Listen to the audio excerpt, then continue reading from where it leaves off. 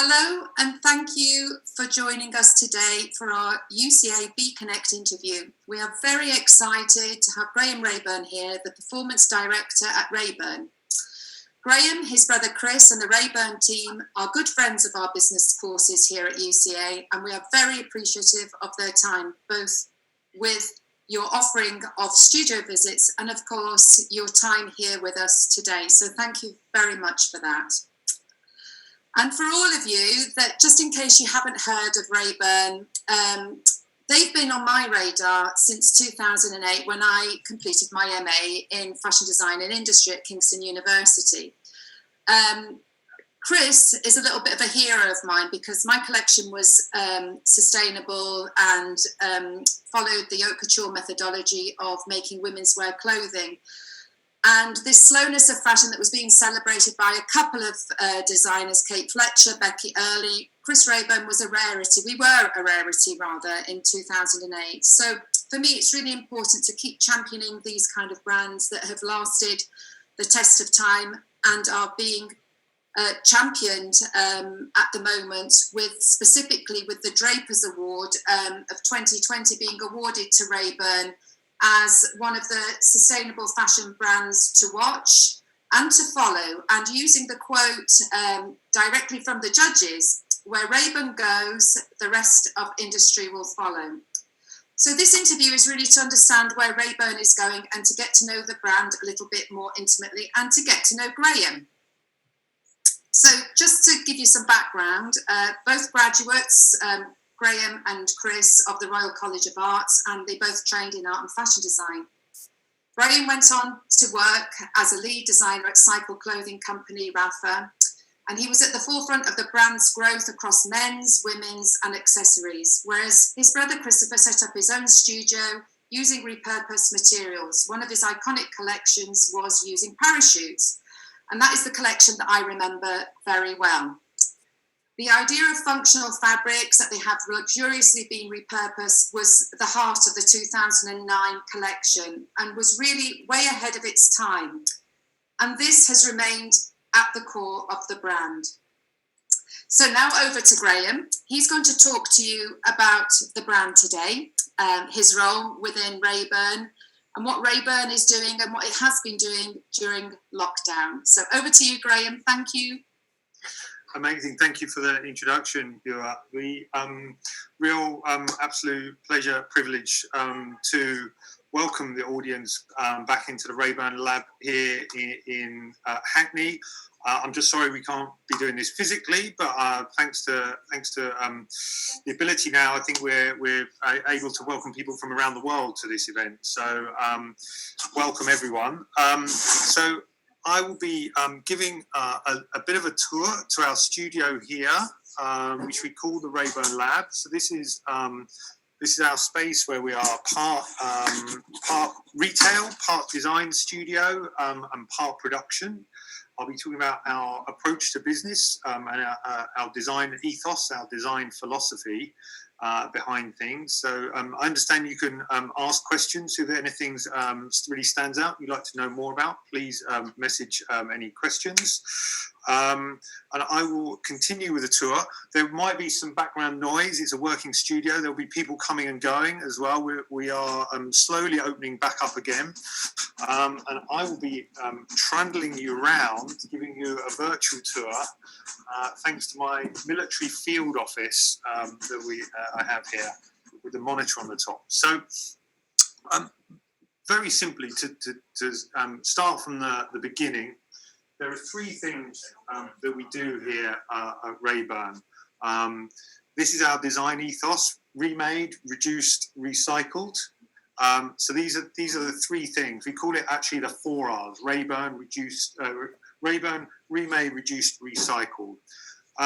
And so this gives us a very clear framework to actually apply and actually cut through some of the noise that happens around responsible and sustainable design.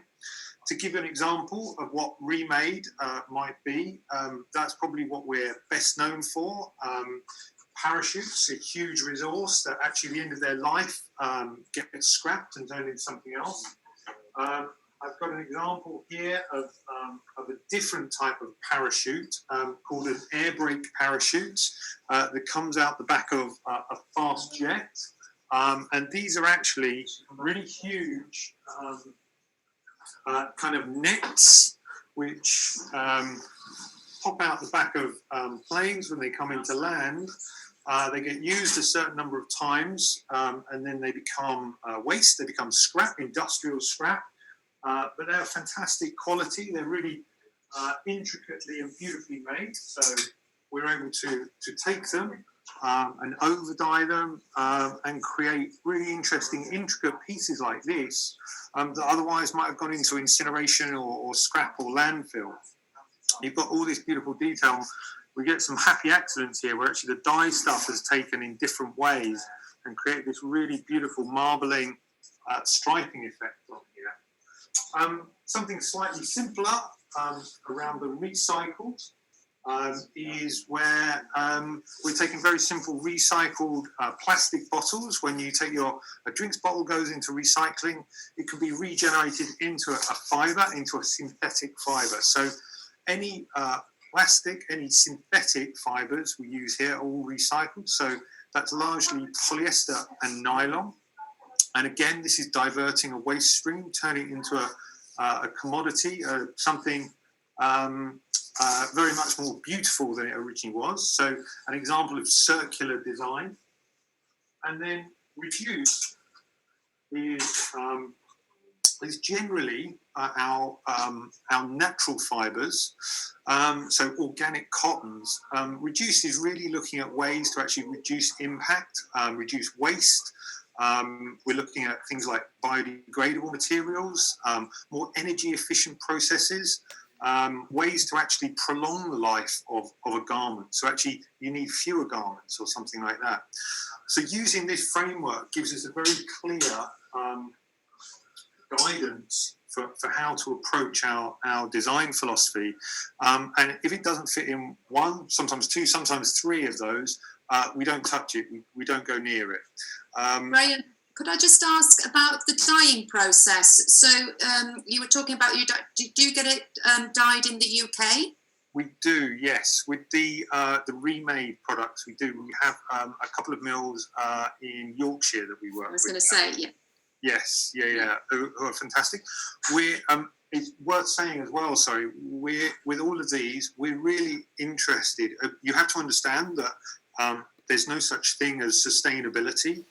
It's an ongoing process. No matter how much you reduce the impact, no matter how well you make something, there'll always be a way to improve it.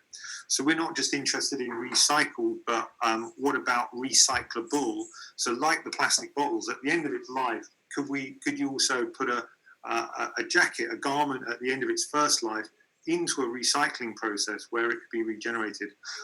Reduced, looking at regenerative ideas and exactly around dyes, natural dyes, much more efficient methods of dyeing, things that don't rely on chemical compounds and processes nearly as much. So no matter where you get to, there'll always be somewhere else you need to kind of keep on improving to.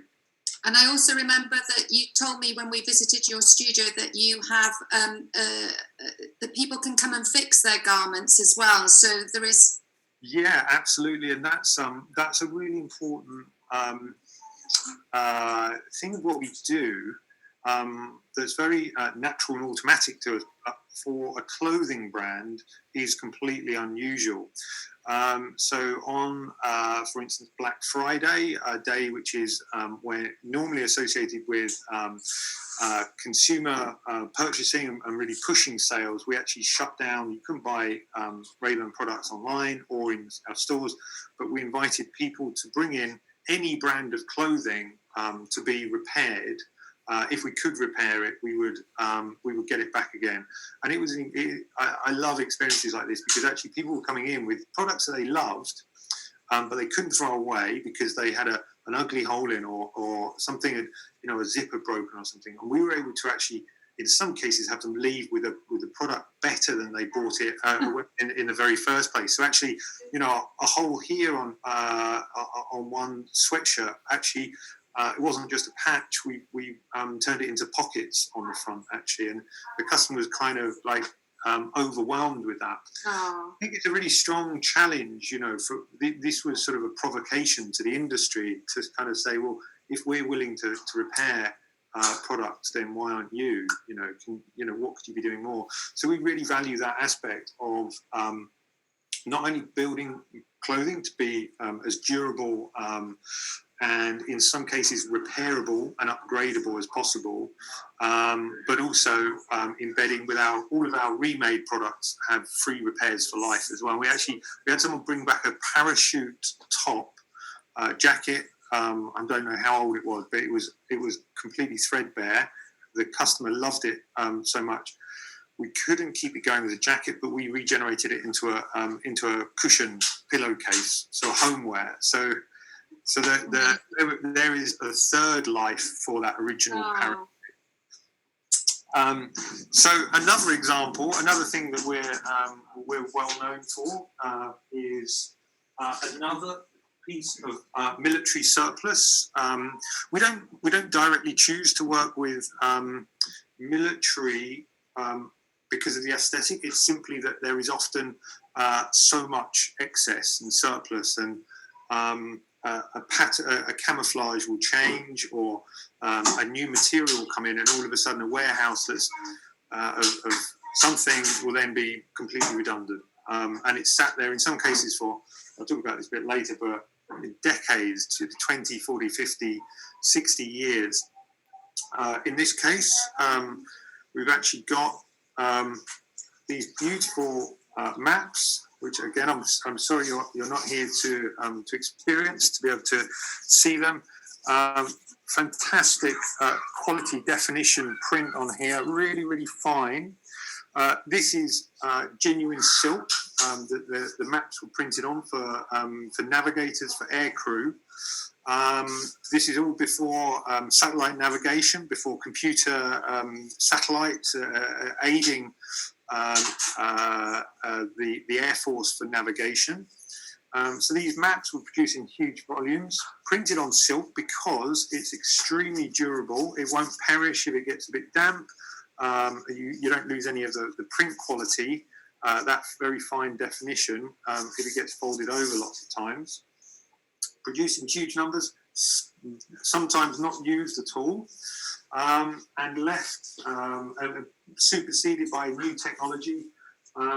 So we're able to take these and regenerate them into pieces here in Hackney. So actually some quite simple silhouettes, quite simple garments, but here the original provenance of the material, the beauty of the original material shines through. And I think that would be one of my top tips for anyone studying and looking into this, is actually much like the air brake parachutes, is that the original character and the detail can do a lot of the work there for you. You don't need to actually kind of make a very, very complex garment. Think about actually what are the attributes that will really shine through. And so you're not actually losing sight of what that original thing was. And that's actually something that we always try and make sure we do, is keep some of that original detailing. So we don't completely try and erase what it was, but really more celebrate where it's come from and embed that story and that narrative into the piece. So that's what I like about your designs. You don't fight design with design. If you just for designs, you almost celebrate it. So it's just focusing on that, what it was, but without taking it away, but making it functional as well. So I think it's ticking all the boxes that need to make a garment worth wearing, really. Yeah, don't make things more complicated for yourself. Yes, exactly. Yeah, I agree. And here's something we're really proud of at the moment, called the parasuit. So again, from original parachutes that have been over-dyed, and we've been making, again, quite simple garments, very simple silhouettes that are in some cases, slightly sharper, more formal lapel jackets and trousers, that the whole thing can, like a parachute, be folded up, folded away, and actually it's super easy care. It's perfect for the modern city, for traveling and moving around. Again, because of the character of that original fabric, allows it to be completely folded up, super easy to look after. And then it's got all of this original stitching from when it was a parachute, and had all of this this strength put into it. So I'm just going to wheel you further over here now. I'm going to give you, while we're here, a very quick view of our atelier space. I'll come around. Thank you, Joe. Is that our UCA student? I think it might be one of them. Very possibly. I think you have a UCA intern there. Ah, yes. Oh, I think that is Georgia from Brighton at the moment. Ah, okay. Oh, and one thing actually I forgot to say when I was welcoming you into the space here as well is just by a complete bit of chance.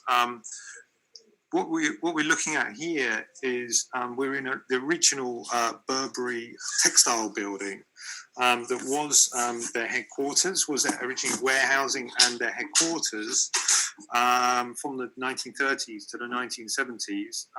So for us, it's really exciting. The space now is also remade, that we're back here making garments and celebrating textiles in a space that, has made some of the most iconic pieces around the world.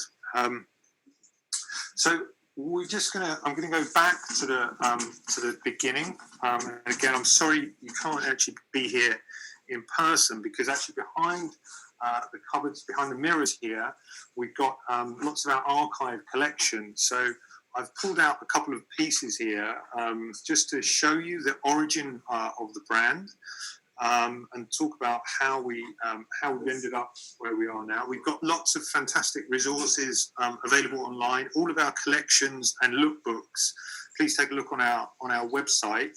So actually, all of the different materials I've talked about will have a lot more detail and available online with the fashion shows that they're in.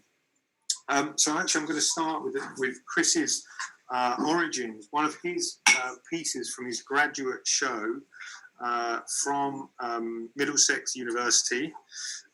So this would have been back in 2003, I believe, where Chris was really interested in a military fabric, a military material that's a very heavyweight wool, a kind of a khaki wool that was similarly produced in huge volumes here for the military. But it turned out actually buying this type of wool was extremely expensive to buy brand new material. However, he found that in a market, a textile market over in Portobello Road in the west of London, he was able to purchase original military jackets, unissued, in the wrappers, never worn, never been used, but merely just got redundant, for a few pounds each. So there was all this beautiful fabric that could then actually be deconstructed and regenerated with all of these fun original features all over them. So again, you're working with the original piece that's got all of the work that's gone into it, that then tells the history and the heritage of where it's come from. And similarly, we originally had a studio space over in Luton, above a cleaning products factory a long time ago. And we discovered that when we were actually toiling, when we were mocking garments up, it was actually, we could get hold of parachutes where you get a huge amount of material and fabric that we couldn't, it didn't matter. You didn't have to be too precious about using. It was much cheaper than buying a brand new calico by the meter. And we soon discovered that actually chopping up these pieces and all of the original features and marks and colorings could create a really interesting, beautiful garment. So it wasn't so much that we started out to be environmentally sounded or a sustainable fashion brand at all. It was sort of simply from necessity and a bit of kind of austerity, I suppose. We didn't have much money. We had to be as creative as we could with what we had. So that's the origins of the brand is in the cupboard over here. In this one here, we have some of our remade archive pieces, and the kind of the types of sort of pushing identity and innovation here. So here we've got a beautiful guardsman's jackets that you might see on parade outside of Buckingham Palace, other important events in London. Again, all of this beautiful work put on this fantastic quality wool made here in the UK, a mill called Hainsworth, produced again in large quantities, but I think you can see up in the corner there some of our, we've got a military archive along the top of the studio here, lots of great reference pieces. So these are the original garments here that we take when they come to the end of their life. They actually get they normally get a big slash through them to render them unwearable, which sounds, maybe it should be criminal, but we're able to then remix and give a really interesting twist, which will go onto the catwalk and kind of get lots of attention. But then the interesting thing will be working with the mill that makes this wool still.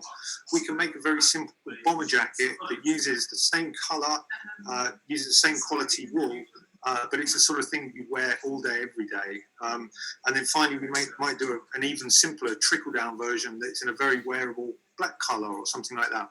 So we always try and think about how we connect these iconic pinnacle pieces with actually what you probably need more often, like day to day. So how do you create the splash and get people interested, and then apply the same philosophy or material onto a much more wearable piece? I think that's the big thing about your brand, though, as well, is that, like you said, you've got the showstoppers where the creative juices flow, but there's so much that is wearable, and I think that's the difference, and I think that's why you're resonating so much really with the way people are dressing currently, because we've now got this casualness that's been adopted, and I think your pieces really work. And it's almost the lightweight jackets, the parachute feel, if you can get the genuine thing instead of some polyester, for very similar prices, it just feels much more beautiful. And again, like you said, because we're not in the studio, but the feel of your garments just resonates so forcibly with sort of the beauty aspect of it. So it's a real treat. Yeah, and I think that's really important is getting that balance right, because being honest, we don't sell a huge amount of garments like that, but it's so important that they exist, because they are the piece that get people interested in talking and interested in materials and open up a conversation, get people interested where their clothes come from and what they're made from. And then I think it allows more of a platform for other things. So I think it is really important to think about that, whether you're putting together a project or a collection or a business, and how you'll actually strike that balance with your audience and your community. Having just said about wearable pieces. Oh, my favourite piece. I know, but that's my yeah, this piece is probably we were completely the wrong day of the year to be put out. Siberian extreme cold weather jackets, where the sheepskin would actually be on the inside of the jackets. Pity the poor souls that would actually have to wear this, in their active service out in goodness knows where. But this fantastic piece that's that's absolutely beautiful. And again, kind of redundant pieces that are no longer being used, that are now regenerated here in the studio. And kind of back to what we were just saying, though, it's really important. All of our remade, we make sure we include, we celebrate the heritage, the provenance in it, and really kind of use clothing as narrative, whether that's something, you know, direct and kind of written, verbal, or if it is simply a tactile nature in there. So I think it's really important then that you can embed these deeper, bigger values into garments, clothing, outfits, in some cases using quite simple techniques. I've pulled out one more piece that always really gets me excited. Now here we've got quite a simple piece of a bomber jacket. We've got this absolutely beautiful effect on here of a moon.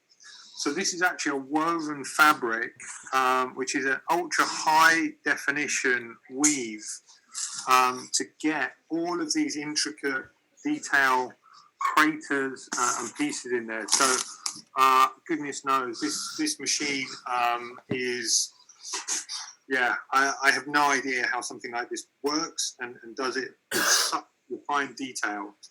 So the really exciting thing here is that this also used to be plastic bottles. This is all regenerated, recycled waste, scrap that's gone into a bin. And all of a sudden, when environmental action, or when positive action, when responsible design, sustainable design starts looking like this and employing advanced techniques, it gets really exciting because it completely breaks the mold, the preconception of what sustainable design actually is. And there's some fantastic things happening out there at the moment, which are radically shifting some traditional models of how people use apparel and accessories. And I think the sportswear companies are doing just phenomenal things, investing a lot of things. Adidas last summer, or maybe the summer before, released, you know, the Hyperloop shoe made from 100% singular material. So conceptually, at the end of that shoe's life, it might be able to be brought back, chipped, regenerated, reprinted, 3D printed, respun, laser cut, laser etched, heat bonded, sonic welded back into a new pair of shoes, and that completely inverts the traditional or the long held mode of actually take, make, dispose of garments and accessories. We have actually, maybe I will talk a little bit here, because this is another one that always gets me quite excited. That we have every season we have our seasonal prints, which we print onto, in this case, silk. And we like to tell a story. So actually, this is a before and after satellite images of areas of ecological disaster 20 years apart. Quite shocking, but generated into a really easy to wear print. And this is actually a glitch kind of remix of genuine images of the surface of Mars. So this is our Spring Summer 20 collection, where we looked at a concept of repair on Mars, and actually the real practical need to be able to regenerate your clothing, repair them on a 2-year mission, because there's no going to the shops once you've got to Mars. So the thing here is actually we don't keep a huge amount of stock of these products, of this material, of these styles. What we have is actually rolls of material which we make to demand. So we're able to pull off the amounts that we need and generate the products to demand. So For instance, somebody might come in and say, I love this piece, but I wish it had a hood on. Great, no problem. We can make that happen. So it's a way to really address some of the issues of where we're seeing companies having to go straight to sale, where they've got a whole warehouse of stock, and in some cases they're actually just having to destroy and incinerate stock. So again, this is kind of another way that I think is really interesting, around micro factories, supply to demand, rapid production, micro customization and things like that.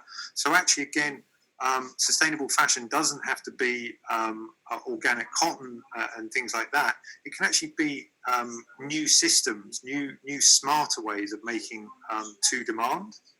Graeme, how long would it take for somebody to have a customised piece? How long would, say, they saw something on your rail and they did say, I'd like a hood on it? Would you be able to... I'd be careful because production might hit. So we're reasonable. It will be a good few weeks because that we don't want. We have our system set up, and we don't want to disrupt it too much. However, before Christmas, we did actually take an online order where we had our stock levels incorrect. Actually, for one of a silk print piece. We actually, and this, I'm so amazed when I found this out, we actually were able to sew, make and dispatch the product in 4 hours. Which I'm not sure that anywhere else, in London, in the UK or the world would actually be able to do that. It's certainly not our model, and as I say, it causes a big disruption because that's. You have to feed it down the production, yeah. And those pieces, they were part of an exhibition, weren't they, as well? The Life on Mars. Yeah. So actually, yes, there is some fantastic resources out there again where. We worked with a architecture firm that looked at a speculative idea of moving to Mars.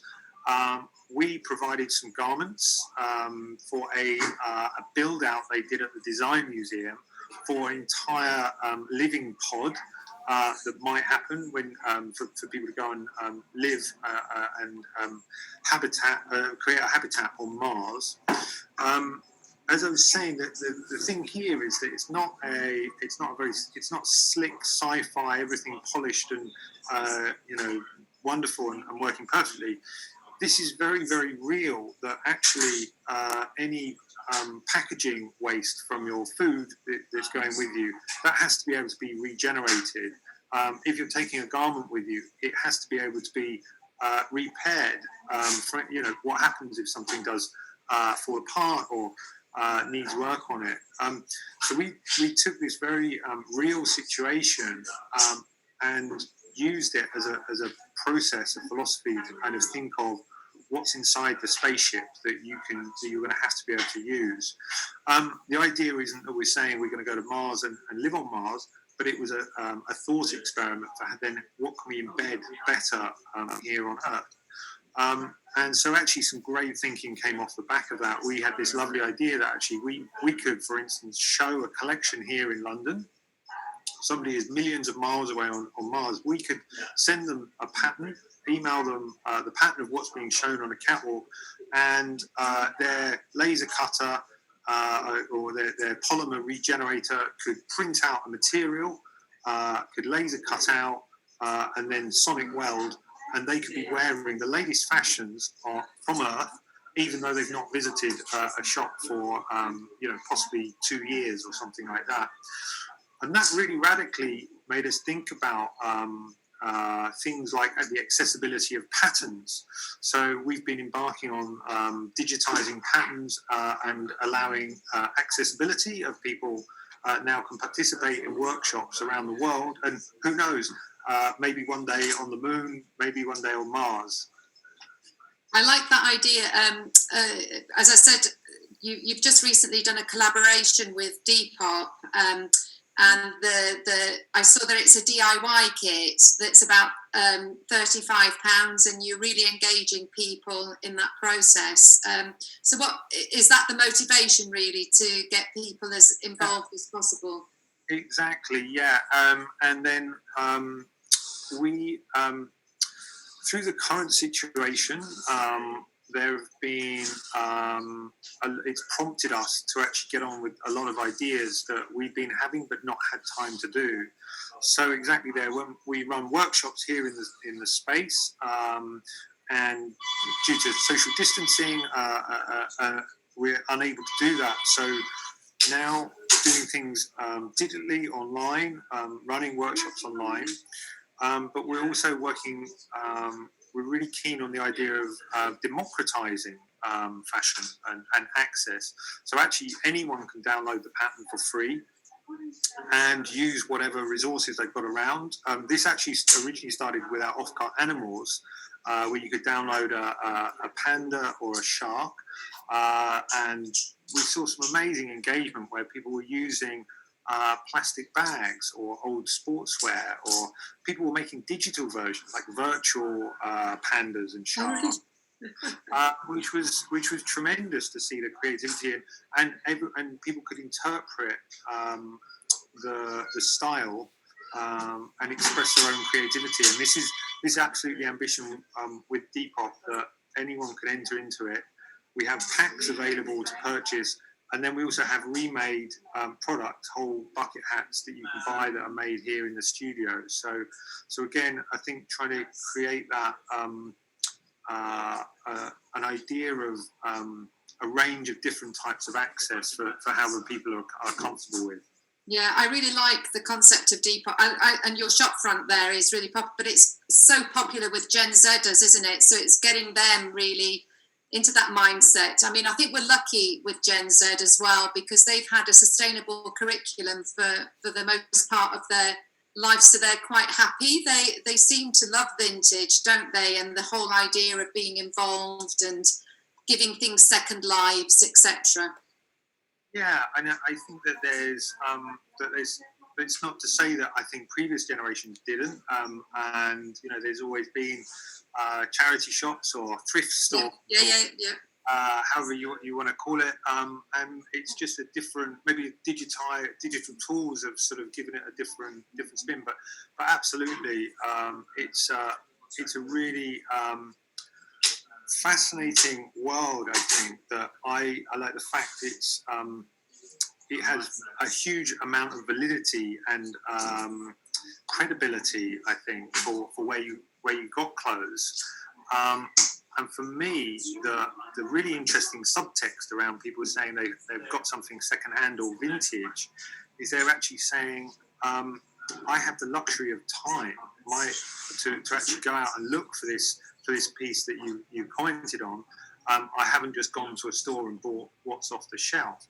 And I think that's really interesting. That there are so many emerging ways of people being engaging with fashion, engaging with clothing, and being able to express themselves through low impact or sort of zero impact ways as well. You look around rental services now as well, and swapping and things like that. It's a really exciting time for apparel.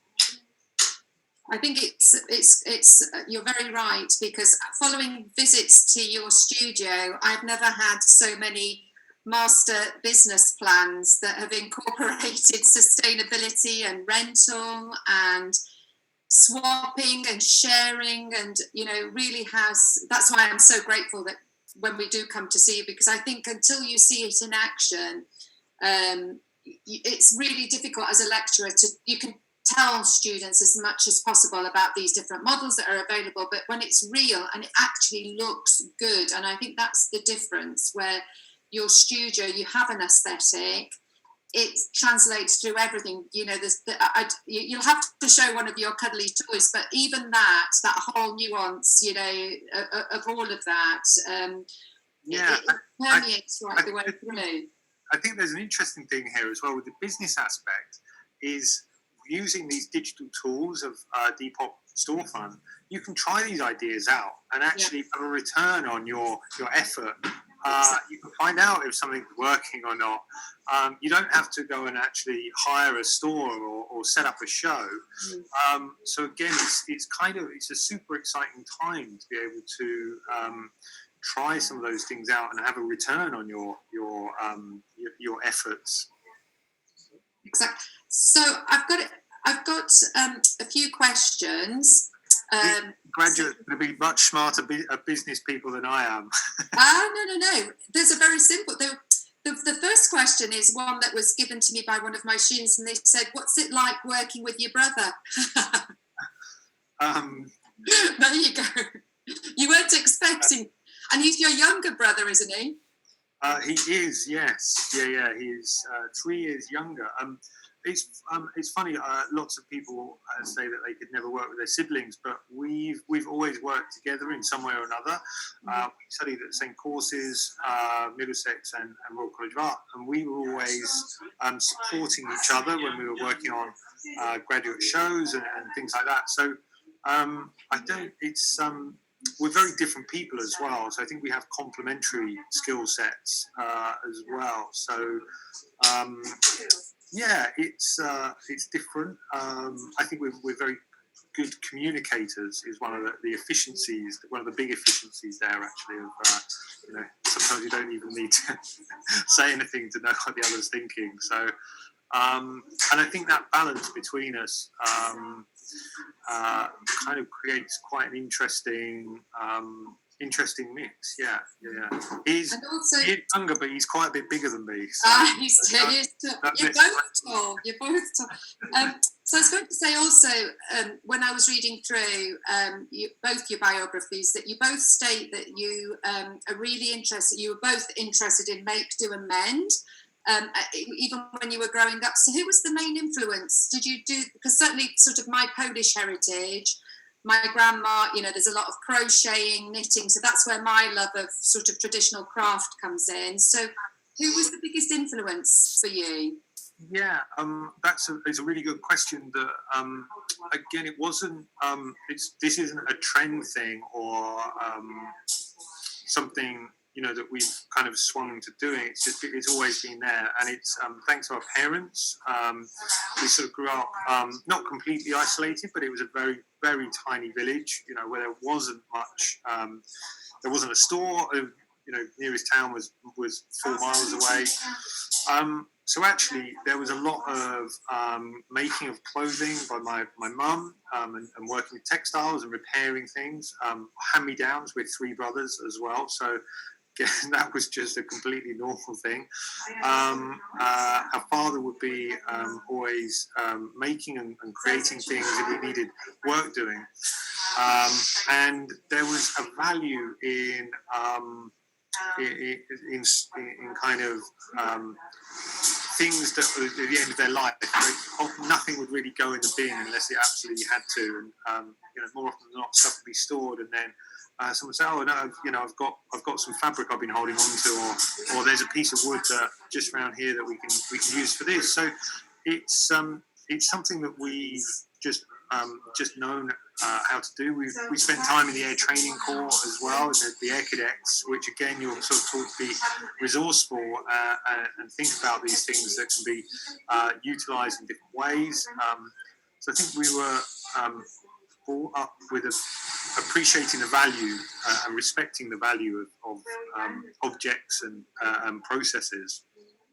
And the other question that I was going to ask, I just sort of as a preamble, something that I found on List, which I think is great because they always collate a lot of fashion information very well. So apparently the word sustainability in 2018 the keyword search rose by 75%.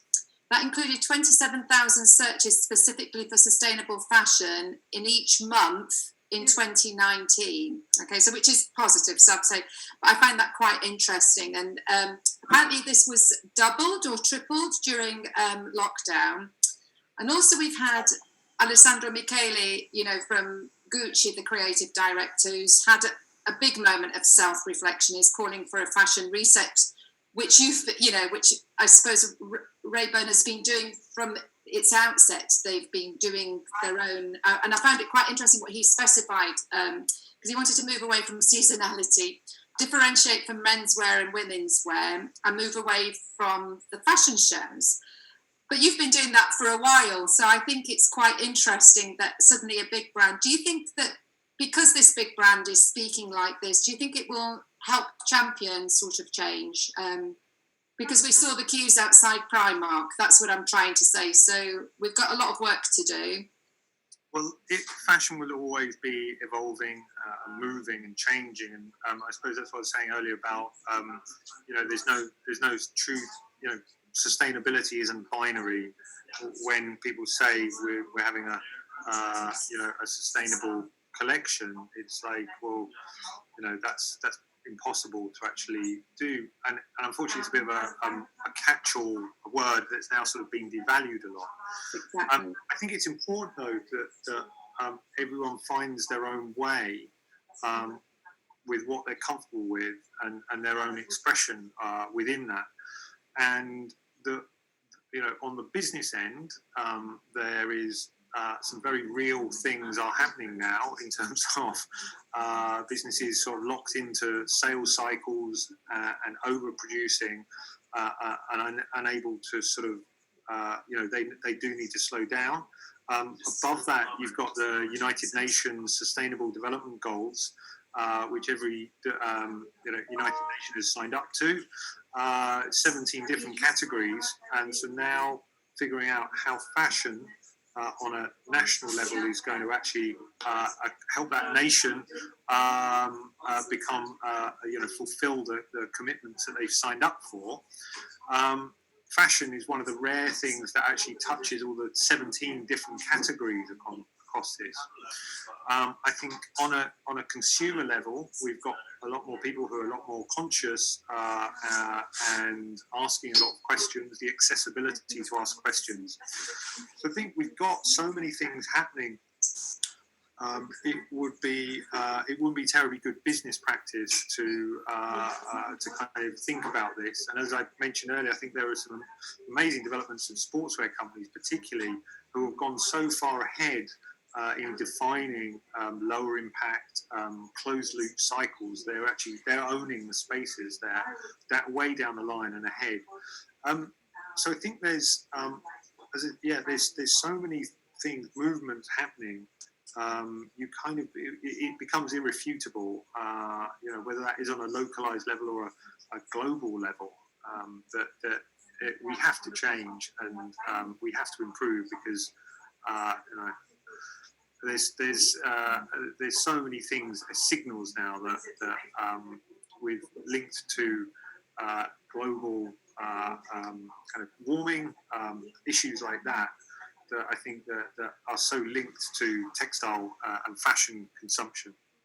Well, I thought it was interesting, this whole movement as well that we just had due to lockdown, actually, that we wouldn't have had the whole case of Leicester being highlighted, and the unethical wages that were being paid there, which I'm sure yourself as a fashion designer, we all knew about this. We've been talking about it for a long time, and it kind of took lockdown to really bring that to the forefront. So I'm sure, like me, you're quite pleased that got highlighted at long last. It is, but also it's a hugely frustrating thing that we submitted evidence to the government's Environmental Audit Committee that was published in 2019, looking at the sustainability of the fashion industry.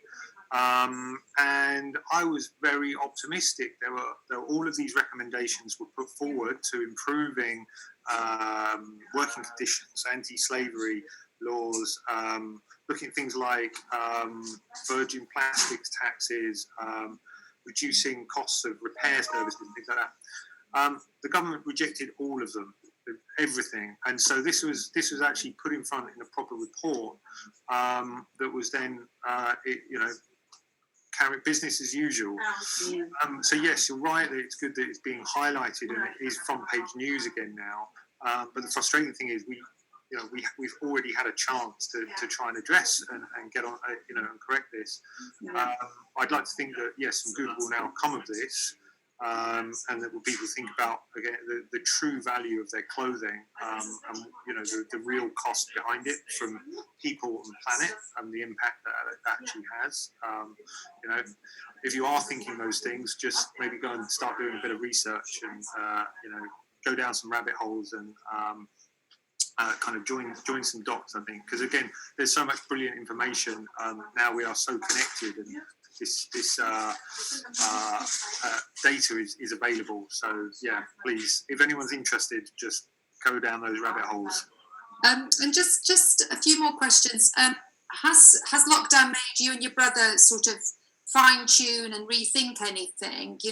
Or reset some ambitions, or where do you see sort of Raeburn next year? I'm sure you've had lots of conversations, haven't you? So absolutely. So we have actually we're calling it Reset. We're having an entire company-wide assessment process where we are looking at every aspect of the way that we're working, making products, looking at embedding more responsible practice, also putting some measurable metrics against that. So how do we actually test our performance? How do we actually have proper certification on some of these things about good practice? So actually we published I suppose maybe a manifesto back in March, April, maybe May, I think it was. So we were, at the end of July, we'll be publishing another report, just actually saying what we've been doing and the difference that actually we're making. And we're hoping now that this will become a regular thing that we'll be reporting to our community with targets, goals, and definite, tangible differences that we're making. Because we kind of we've absolutely used this time as a moment to reflect and reset. Would you ever consider joining something like B Corp, their sort of manifesto? Because they're very similar to what you're doing. Exactly, yeah. So B Corp, a really fascinating business where you'll sign up for certification, and it's putting people and planet in front of profit. So for shareholders, absolutely. And there's a couple of other things we're reviewing. Can't say too much at the moment. Just absolutely. Everything lined up here, but we do. It's a really good point because actually. We're relatively small. We're growing. We like to think that we've got a lot of impact. But working alongside some of these organisations mean that we can actually have these points of expertise who will be able to coach us better and monitor. So actually, as I say, we'll be in a constant state of trying to improve. I do have a final question, but there might be something that you wanted to show us just before, because we've got a few more minutes. Is there anything else that you wanted to show us that you wanted to champion apart from what you've shown us in the studio? No. I will just take the opportunity to come for just a walking tour around, and we can actually see some of the products being constructed here. So roughly. What we've got here is basically the entire business, really, actually, where we have everything from design, production, online creative content, and fulfillment. We've got Jolien, our retail manager, over the far side there. And then up at the side of the studio here we've got our production machines. This is split, our cutting tables here, between production and design. So the design will be used for initial sampling, perfection of ideas, and special project makeup, and then also and then production. Once those ideas are finalised and perfect, we'll actually go through the production process here. Yes, and the animals, the gallery of animals along the top there. So this is from our animal workshops, which started as a sort of quite a kind of a light-hearted thing, but actually it's become a very powerful motif for us as a business, because actually it means people can engage with making and workshops and things like that. We use every collection has an animal mascot related to the sort of the spirit of the collection. So in fact, the jacket I've got here made from life raft. The mascots for that was a shark, which I'm not really sure if you can see on the very far side there. There's a shark. Oh, yes. Hanging up there, so we sort of capture the spirit of the collection and the original material, and it's a great way for people to kind of get interested, to open up conversations and things like that. So again, just kind of techniques that people can get interested and engaged in the value of materials and the value of garments and textiles. Okay, so I've got my final question now. So thank you. First of all, I want to say thank you, but I'm going to challenge you to something. You're going to find it quite funny. Your brother lectures apparently at the RCA. Is that right? Yes. Yes, he has. Yeah. So I'm going to ask you: would you consider doing that? Because you're a natural speaker and UCA has space for you. That's all I'm going to say. A lot of space. Right, it's something I really I love, because I think I've been very fortunate in terms of the experience I've had, the places I've seen, and the products I've got to work on, the journey I've been on. So I love sharing that. The key thing for me, and time. Sorry. It's time, probably. No. Is that the next generation, the people studying now, are going to be designing my future. So you've probably heard me say this before. So I want the people watching this to be the best, the sharpest, the most fantastic designers, because the simple thing is that they're going to be designing my future when I'm old and past it. So I want them to be the best that there is. So I think it's so important that we keep on celebrating and passing this knowledge on. So yeah, absolutely. Let's and the good news is as well. We are now open for the studio tours as well. Now, very limited numbers. We're doing six people at a time. But again, if anyone is in London or able to attend, please check on the websites as well. So we'll be rolling that out as well. Oh, Graeme, thank you so much. You've gone way beyond what we expected. It's been really insightful, and we're just really lucky to have you as part of the UCA family, I'm going to say. So thank you so much. Thank you. Absolute privilege to be able to speak. As I hear globally, this will be going out, so very exciting. And I'm just sorry we're not able to do this in person, but I'm sure that we will be able to in the autumn or springtime when the time is right. Perfect. Thank you so much. Wonderful. Thank you.